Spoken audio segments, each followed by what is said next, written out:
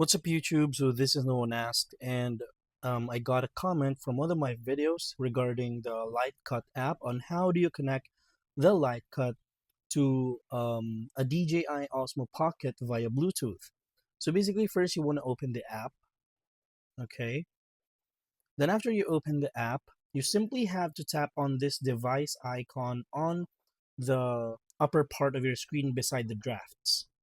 Then it will be looking for devices.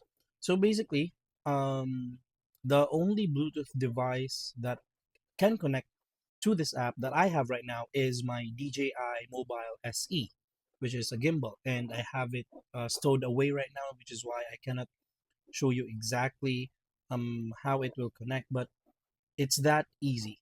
So you just basically have to enable Bluetooth and Wi-Fi if you have a DJI Osmo Pocket 3, if I'm right. So this is the place where you should do it. So that's all for this video. Thank you so much for watching, guys. Please do not forget to subscribe. And I hope this video helped you out. And I wanna give a special shout out for I am Jalea for giving me this idea to to also help other people out there who has the same questions with her. So thank you so much. I'm going to be seeing you on the next one. Peace out.